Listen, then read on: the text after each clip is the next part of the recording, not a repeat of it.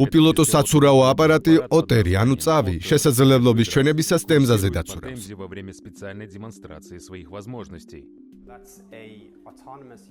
ეს არის ავტონომიური და სრულად ელექტროხომალდი, აღჭურვილია ჰიდროლოკატორით, ღრმაწყლოვანი მონაცემების ასაგროებლად. მონაცემები GPS კარტოგრაფირების ტექნოლოგიასთან ერთიანდება, რათა დავინახოთ თუ როგორ გამოიყურება ფსკერი.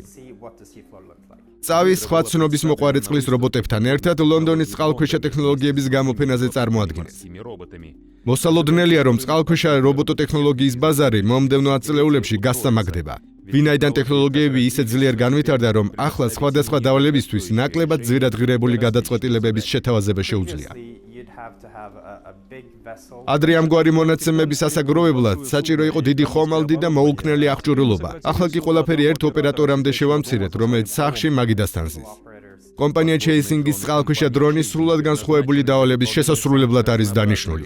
მათ შორის ნავისა და ინფრასტრუქტურის დათვალიერება, სამეცნიერო კვლევა და სამაშველო ოპერაცია.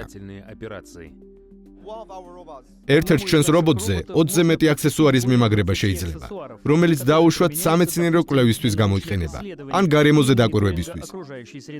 შეგვიძლია წყლის ნიმუშების აღება, ძიებისა და გადარჩენის დროს გამოსახულებისთვის შეიძლება სონარის გამოყენება. არის რობოტი, რომელსაც ადამიანის ნაცვლად ზედმეტად სახიფათო დავალების შესრულება შეუძლია. მაგალითად, სანაპიროზე ნაღმების მოძებნა.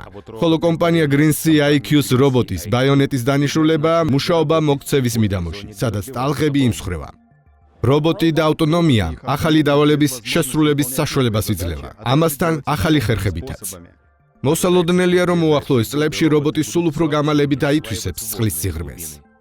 Мэтт Дибл, Андрей Деркач, Юрий Закревский специально для программы «Детали».